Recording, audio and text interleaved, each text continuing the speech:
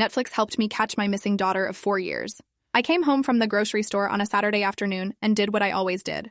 I set the bags on the counter, kicked off my shoes, and turned on Netflix to have something playing in the background while I put everything away.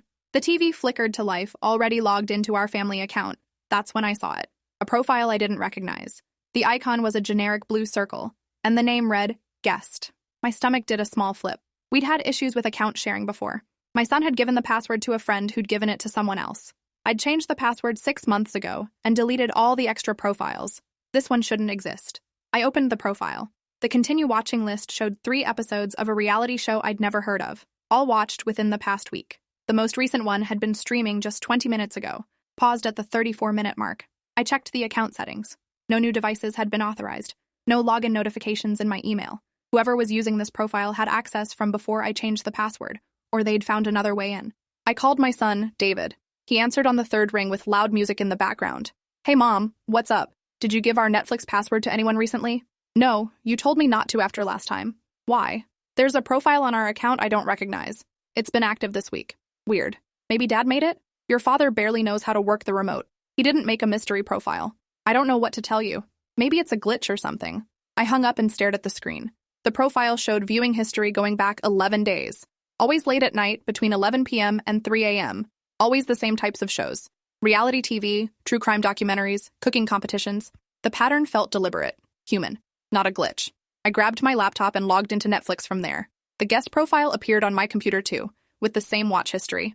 I clicked through the account activity log, looking at IP addresses and device information. Everything showed as coming from devices in my own house. My smart TV, my laptop, David's old iPad we kept in the kitchen. The iPad. I walked to the kitchen and found it plugged in next to the coffee maker where it always sat. We used it for recipes and music while cooking. I never thought about it being connected to Netflix. I opened the Netflix app. The guest profile was selected. I checked the recently watched list. That reality show was paused at 34 minutes, exactly where the TV had shown it. Someone had been watching Netflix on this iPad in my kitchen 20 minutes ago, while I was at the grocery store, while my house was supposed to be empty. My husband was at work. David was at college 3 hours away. Nobody else had keys to our house. I walked through every room slowly, listening for any sound that didn't belong. The house was silent, empty. I checked the doors and windows. Everything was locked from the inside. I went back to the kitchen and stared at the iPad. The profile had been created 11 days ago according to the account settings. I tried to remember where I'd been 11 days ago. What had been different? Nothing came to mind. Just normal days, normal routines. I opened the Ring app on my phone and started scrolling through the camera footage from our front door. We'd installed it 2 years ago after a package theft in the neighborhood. I scrolled back through the past 11 days, watching the timestamps. I saw myself leaving for work, coming home, getting the mail, my husband doing the same, David visiting last weekend, the usual delivery drivers. Nothing unusual until I reached 8 days ago. The footage showed the front door opening at 1:47 a.m. Nobody walked out. The door just opened slightly, about 6 inches, then closed again after 4 seconds. I replayed it 5 times. The door opened from the inside, paused, closed, like someone was checking to see if anyone was outside. I scrolled forward. At 2:13 a.m., the door opened again. This time it stayed open for 9 seconds. I could see a sliver of our entryway, the edge of the coat closet. Then it closed. The next night showed the same pattern. Door opening slightly at 1:52 a.m., closing, opening again at 2:20 a.m. for a few seconds. Someone was in my house. Someone had been in my house for at least 8 nights, living here while we slept, leaving through the front door in the middle of the night and coming back. I sat down at the kitchen table because my legs wouldn't hold me anymore. My hands were shaking as I called my husband. He answered immediately. What's wrong? You sound weird. I need you to come home right now. Are you hurt? What happened?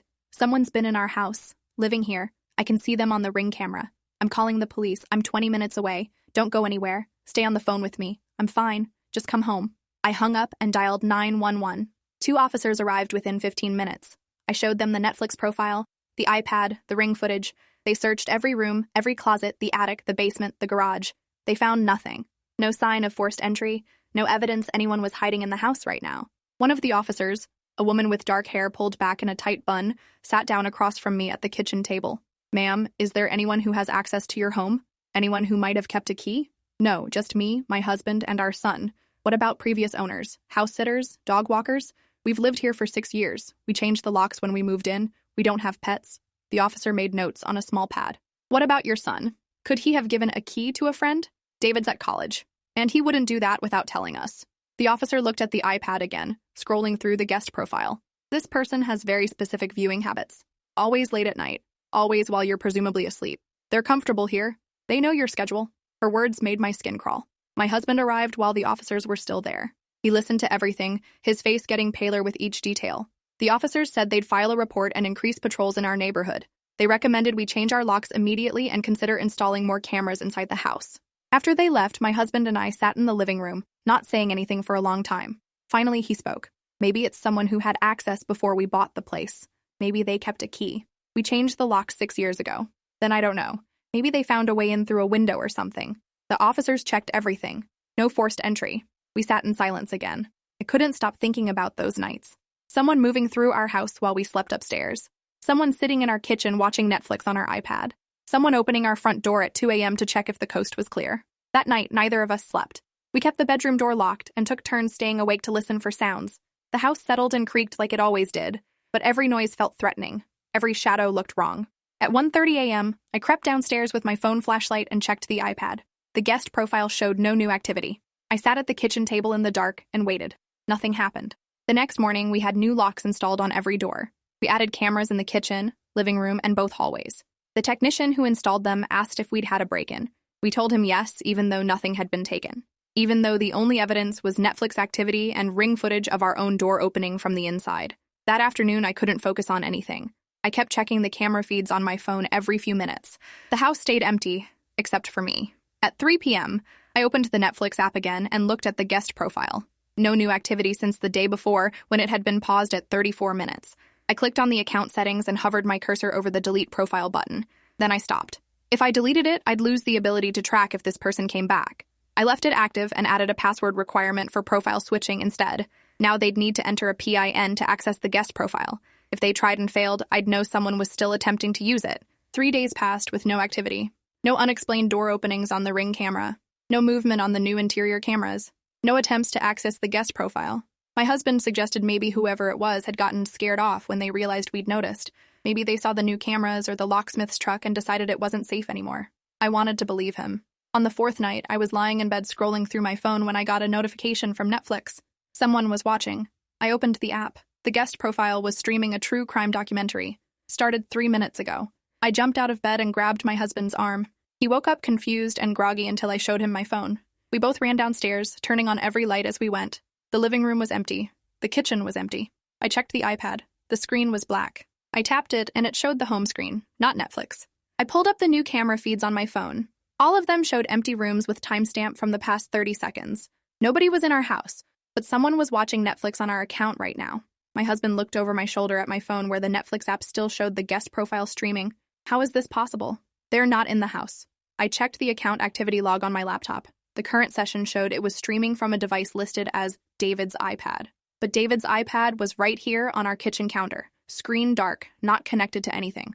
I grabbed it and opened Netflix. The app showed my profile, not guest. The documentary that was supposedly streaming wasn't playing. Where else could they be watching from? My husband's face was pale in the kitchen light. I don't know. Unless there's another device we don't know about. Another iPad that's registered under the same name. We bought David's iPad 4 years ago when he started college. We never registered another one. I went back to the Netflix account settings and looked at the full device list. There were 5 devices authorized.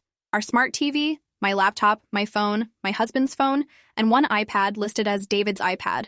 I'd been assuming it was the iPad in our kitchen. But what if it wasn't? What if someone else had a device that had been logged in years ago before I changed the password? A device we'd forgotten about. I tried to remember. Had we ever had another iPad? Had David had one before college? My mind felt foggy trying to recall details from years ago. Then something clicked. We'd had an iPad before David's, an older one that I'd bought for myself in 2019. When I upgraded to a laptop, I'd given the old iPad to someone. My daughter, my missing daughter. Lily had been 16 when she disappeared 4 years ago. She'd walked out of this house one afternoon after an argument and never came back. The police had searched for months. We'd done everything. Put up flyers, hired a private investigator, appeared on local news. Nothing. No trace of her. No activity on her bank account or social media. No sightings. It was like she'd vanished. The iPad I'd given her had been logged into our family Netflix account. I'd forgotten about it because we'd stopped thinking about Netflix and started thinking about whether our daughter was alive or dead. The documentary continued playing on the guest profile. I stood in my kitchen at 2 a.m., staring at my phone, realizing that my missing daughter might be watching Netflix right now, using a profile she'd created to hide her activity from us. checking our house through the front door on nights when she needed something or wanted to see if we were home. My husband saw my face and knew something had changed. What is it?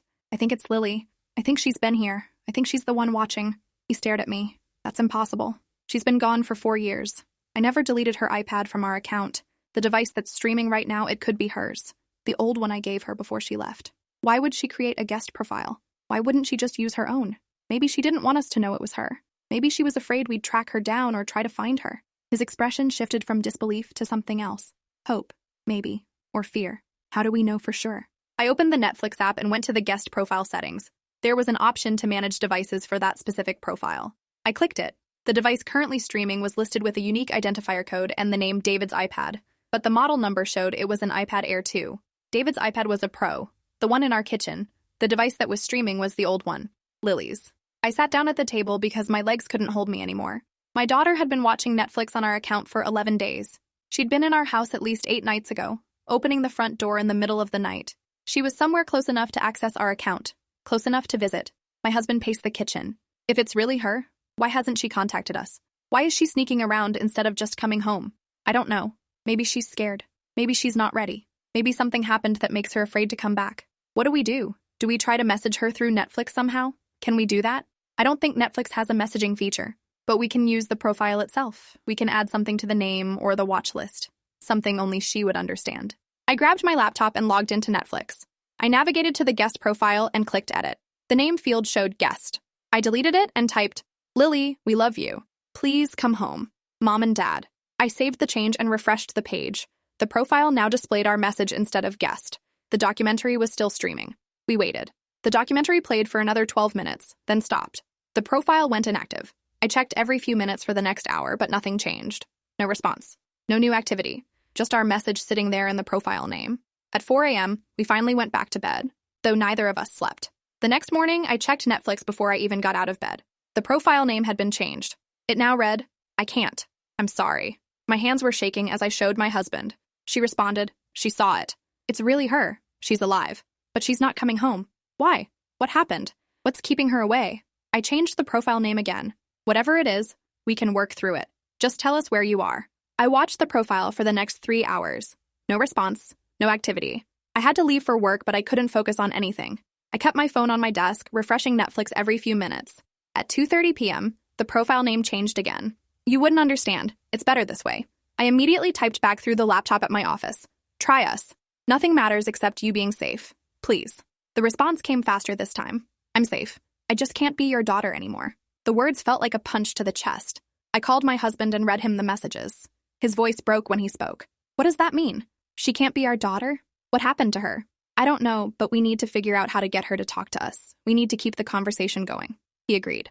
Over the next 2 days, we had a slow, stilted conversation through Netflix profile name changes. Each message was limited to the character count for profile names, so everything came out fragmented and incomplete. We asked where she was. She said, close enough to see you sometimes. We asked if she was hurt. She said, not anymore. We asked what happened 4 years ago. She said, I had to leave. You wouldn't have let me go if I told you. We asked what she meant. She said, some things can't be explained. Some things just are. The conversation felt like pulling teeth. Every answer created more questions. Every response was vague enough to mean anything or nothing. On the 3rd day, I changed my approach. Can we meet? Just to see you. Just to know you're okay. The response took 4 hours to come. I don't know. Progress? Not a no. I replied, anywhere you want. Anywhere you feel safe. We just need to see your face. Another long wait. Then, maybe. I need time to think. That night, the guest profile streamed a cooking show for 2 hours. I watched the activity in real time, knowing my daughter was somewhere within range of our Wi-Fi or using a hotspot, watching our TV, existing in a space I couldn't see or reach. The next morning, I found a new message. Thursday, 3 p.m. The park on Oakwood, the bench by the fountain. Just you, not Dad, not the police. Just you or I disappear again. I replied immediately. I'll be there. Thank you. I love you. No response. I told my husband. He wanted to come. Wanted to hide nearby in case something went wrong.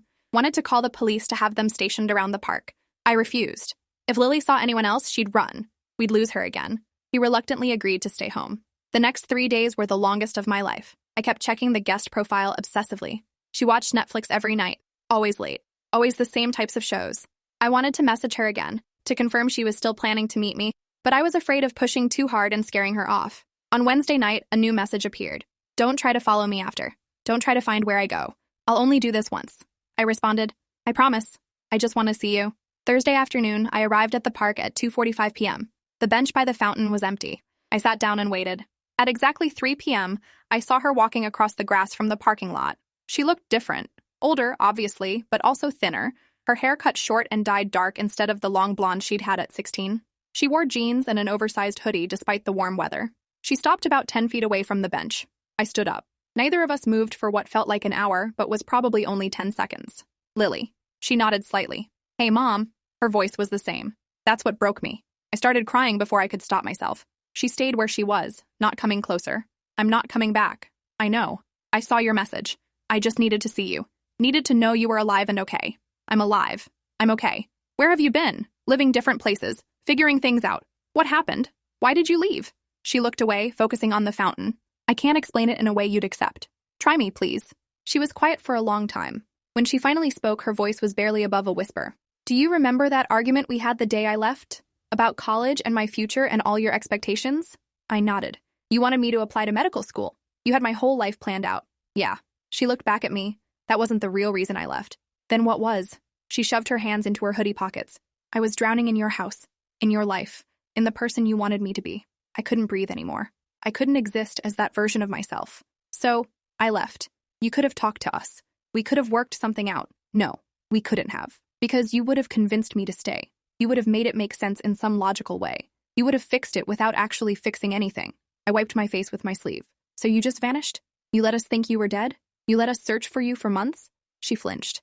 I know that was horrible. I'm sorry, but if I'd told you I was leaving, you wouldn't have let me go. You would have called the police or locked me in my room or sent me to therapy. You would have done anything except let me leave. I wanted to argue, but she was right.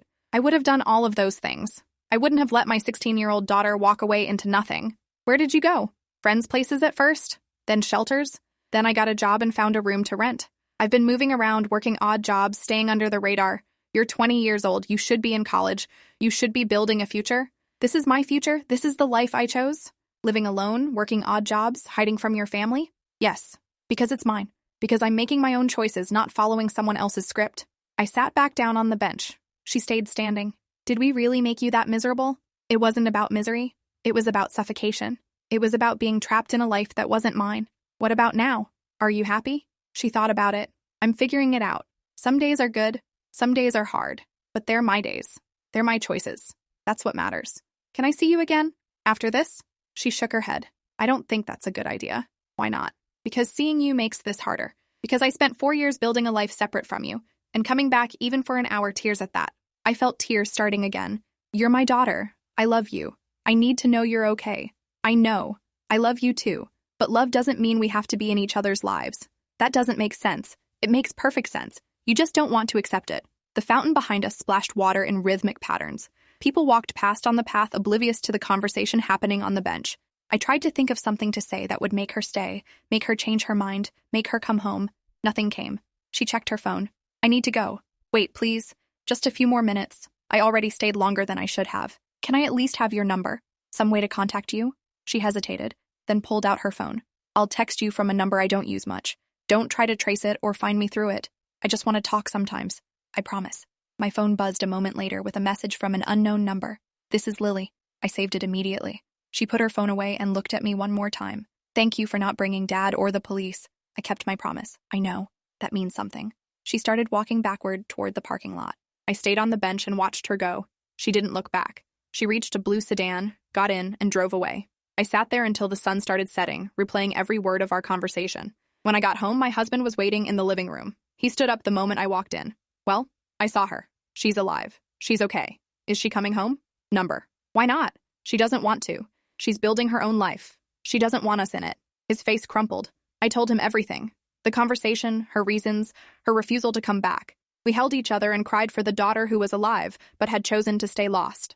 That night, I checked the Netflix guest profile. It was still active. At 11:30 p.m., it started streaming a reality show I'd never heard of. I watched the activity marker, knowing my daughter was somewhere out there, watching the same account, connected to us in this small digital way, even as she stayed physically distant. Over the next few weeks, we texted occasionally. She never told me where she lived or what she did for work. She never sent photos or agreed to meet again, but she responded when I said good morning. She sent a heart emoji when I told her I loved her. She existed in my life as a ghost, present but untouchable. The Netflix profile stayed active. I never changed the name back or deleted it. Some nights I'd see her watching something late at night and I'd put on the same show on my TV, and we'd be watching together across whatever distance separated us. My husband struggled more than I did. He wanted answers, wanted solutions, wanted to fix what was broken. But there was nothing to fix. Our daughter had made a choice. She'd chosen a life without us, and we had to learn to live with that. 6 months after the park meeting, I got a text. I'm thinking about going back to school. Online classes, maybe eventually a degree. I responded, that's wonderful. I'm proud of you.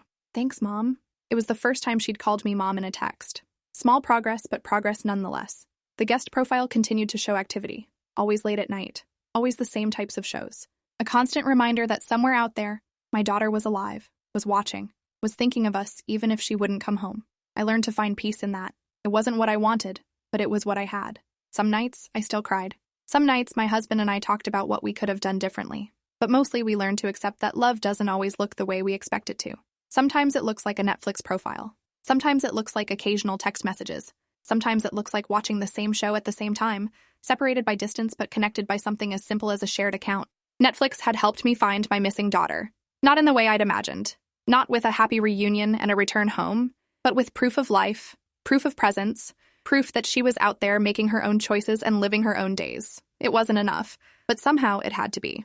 Appreciate you watching this far. If you enjoyed it, drop a like, leave a comment, and subscribe so you won't miss the next story.